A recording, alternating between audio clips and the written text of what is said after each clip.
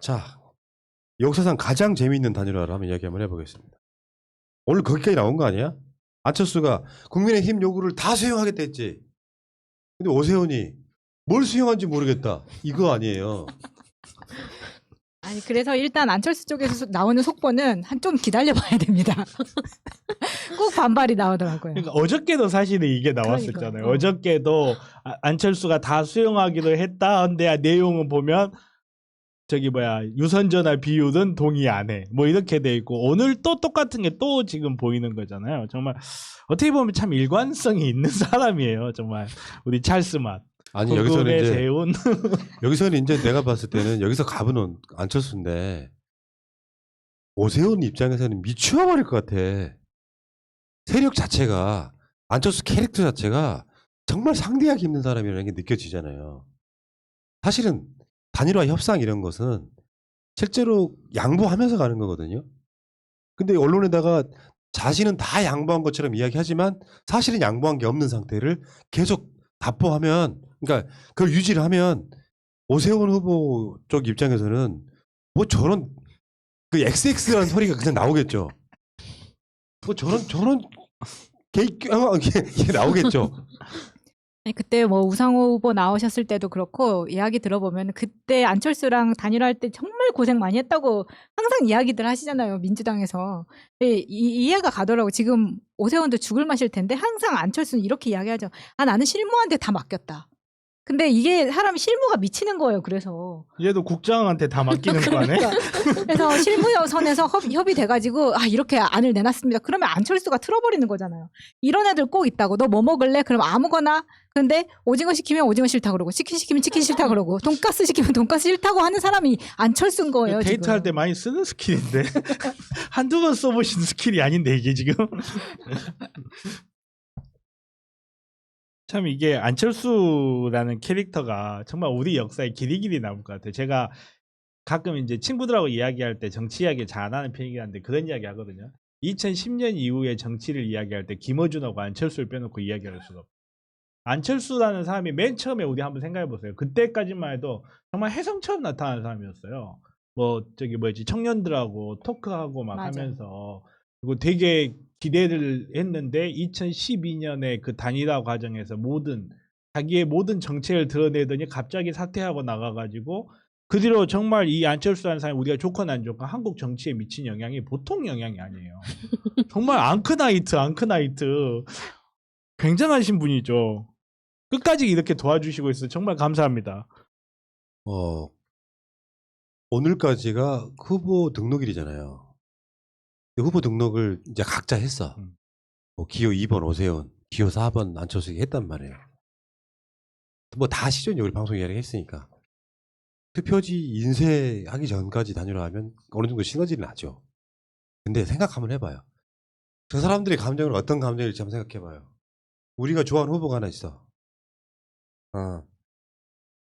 가장 쉬운 얘가 박영선이라는 후보가 하나 있어요. 근데 이 박영선 후보하고 누가 단일화를 한다고 생각해봐. 김진애 의원처럼 그런 단일화를 하는 게 아니라 계속 공격하고 뭐 상황이 어쩌고저쩌고 정신이 이상하다 어쩌고저쩌고 공격한다고 한번 생각해봐요. 그러면 그래서 결국엔 단일화를 못 해가지고 일단 후보 등록을 했어. 그러니까 기회는 여러 가지가 있죠. 뭐 투표지 인쇄하기 전에 사퇴를 해버리면 거기서 이제 이름이 빠진다거나 해서. 근데 그 과정에서 서로 공격을 해야 되는 게 있어. 근데 예를 들어 내가 지지하는 후보를 막 공격을 해 저쪽이 단일화 대상이. 근데 그 사람이 후보가 됐다고 생각해봐. 찍어주기 쉽겠니? 제가 제 주변에 저는 의사니까 제 주변에 의협 회원들이 널렸거든요. 근데 의협 회원들이 같은 의협 회원이라고 찰스를 지지하는 사람들이 되게 많아요. 제 페이스북을 이렇게 보고 있으면 그 찰스를 지지하는 어마어마한 사람들이 정말 김종인에 대한 비토가 어마어마하게 나와요. 정말 제 페이스북을 보고 있으면. 자, 이렇게 각박한 환경에서 페이스북을 하고 있습니다.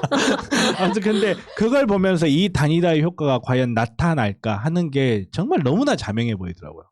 정말 그 사람들이 아까쯤에 제가 뭐 기분 좋은 마음으로 투표장에 못 가겠다. 그 사람들 똑같은 생각을 하게 될 거예요. 누가 되건 안철수가 되건 오세훈이 되건 그 효과를 이렇게 단일화의 효과를 하나도 못 누리고 결국은 쪼그라들고 그리고 이게 뭐라 해야 되지? 이게 오세훈이 됐건 안철수가 됐건 이거 이렇게 이슈는 점점 늘어날 거예요. 지금까지 검증이 제대로 안 됐던 그렇지, 사람들이기 그렇지. 때문에 계속 이슈가 늘어나고 하면 이건 안 됩니다. 박영선처럼 계속 검증을 받아온 사람이 아니기 때문에. 나는 이번 선거에서 조금 디테일한 분석을 해보자면 여자 상황제가 등장함으로써 안철수 전쟁은 끝났다고 봐. 실제 그게 이슈가 돼버리잖아요. 그러면 자기 결정이 없는 사람이라는 인식이 있어서 서울시장 후보로 나가기 좀 힘들 거라고 일단 보고, 문제는 이제 오세훈의 내곡동 같은 그런 검증들이 안철수에게 미래를 갖게 만드는 거거든요.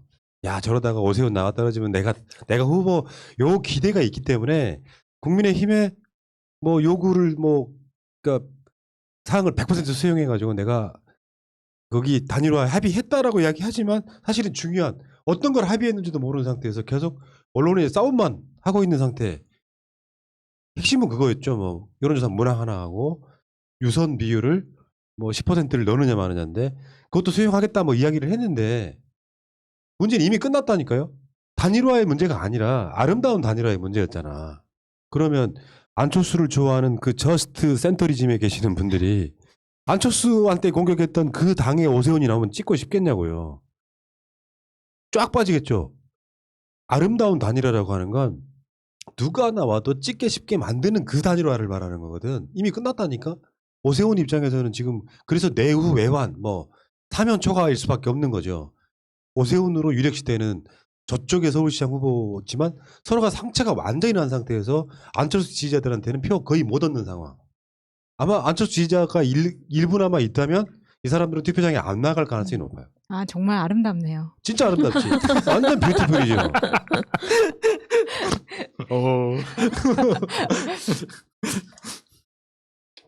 그러니까 이게 이런 거거든. 원래 그 단일화에 대한 이야기하면 제일 기억에 떠오르는 단일화가 노무현 정몽준 단일화 아닙니까? 아, 당일날 정말. 두 사람의 후보의 힘의 지지율을 합쳐야 이회창 후보의 지지율하고 비슷한 정도 상황이었어. 아, 이거 갑자기 또 김민석 의원이 소환되네. 그때 사람들은 몇 년도예요? 2002년 2002년이죠. 월드컵 바람을 타고 정몽준의 지지도가 엄청 올라가는 상황에 민주당에서는 노무현 후보를 흔드는 사람들이 되게 많았어요. 후보 교체론이 나왔었다고. 옛날 추억이다 진짜. 근데 그 당시에 김민석 의원은 민주당의 주류 중에 주류였습니다. 총재 비서실장, 김대중 대통령 비서실장이었다. 노무현 후보는 완전 비주류. 당직 같은 걸 맡아본 적이 없는 해양수산부 장관 출신의 원외인 사람. 그게 이제 우리 광주 같은 뭐 우리 고향 분들 이런 분들이 막 노무현 대통령 만들자라고 이렇게 해서 후보가 되긴 했는데 그 당시에 민주당의 주류는 이인재, 한화갑 이런 사람들이었단 말이에요. 근데 김민석 의원 입장에서는 본인이 주류잖아요. 근데 그 당시에 정몽준 캠프하고 노무현 캠프가 전혀 통하지 않는 상태. 연락도 안 하는 상태. 그대로 가는 상태. 그 상태에서 기자회견을 합니다. 단일화 시키고 돌아오겠다고. 이건 철새가 아니에요. 왜냐하면 이 정권을 뺏기는 순간 김대중 대통령도 위험해지거든. 이것을 해명하지 않고 지금까지 있다가 최근에 국회에 들어간 상황인 거잖아요. 근데 그때까지만 해도 정몽준이 선거 전날 합의를 파기하기 전까지만 해도 단일화 되게 예쁘게 했거든요. 그때 여론조사 설계를 했던 사람이 김민석이에요. 그리고 노무현 후보한테 유리하게끔. 왜냐하면 우리들 입장에서도 우리 쪽 정통성이 있는 사람이 후보가 돼야 될 거 아니에요. 그렇죠. 그러니까 그때 여론조사 문항 아마 여론조사 3개를 해가지고 3개인지 2개인지 정확히 기억 안 나는데 그중에 너무 튀는 거 제외하고 두 여론조사 합을 만들어가지고 결국 노무현 대통령으로 단일화 됐던 거거든요. 물론 나중에 정몽준이 지금 생각해보니까 그러네. 정몽준이 단일화를 파기한 대표적인 이유가 그거라 그러지. 노무현 대통령이 명동인가 어디에서 그 연설을 하다가 당시 추미애 의원하고 정동영 의원을 무대로 끌어올려요. 그러니까 나중에 이 사람들도 대통령 한번 해야 된다 이런 식으로 이야기하니까 다음 대통령 후보를 기대하고 있던 정몽준이 빡쳤다는 거야. 여기에서 단일화 파기하십소 했다는 사람이 김은국이야. 그렇죠. 김은국. 영혼의 친구. 역사는 재밌네요. 그렇게 반복되는데 어쨌건 오히려 정몽준의 단일화 파기가 그때 당시 저도 노사모였으니까 투표장 갑시다 어마어마한 운동이 그렇죠. 저는 그날 아침에 그 조선일보 사설을 평생 못 잊을 것 같아요. 그날 뭐 판단은 끝났다 뭐 이런 식으로 해가지고 정몽준조차 버린 노무현 이런 기사가 났었죠. 저 그때 공무원 신분이었는데 아 참 욕 많이 하고 다녔습니다 그때. 자 어찌됐건 간에 저는 이 단일화가 사실상 끝났다고 봐요. 요렇게 논란이 있는 누가 후보가 됐든 간에 무슨 시너지가 있겠냐고. 안철수 씨는 이제 미국 갈 일밖에 안 남았죠. 또가 아니면 전국을 돌아다니는 마라토너가 되시던가. 그래도 안철수가 참 좋지 않아요? 방송하는 입장에서 H 가능성이 있지. H 가면 그대로 되지. 나중에 찢어 먹을 거다 했더니 찢어지지. 얼마나 좋아요.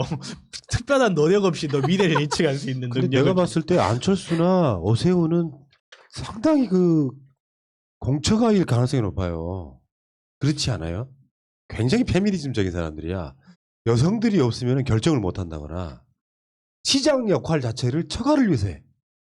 상황 맞네. 진짜 훌륭한 사람. 그러니까 애들이 페미 이런 애들이 이 두 사람을 좋아하는 거야?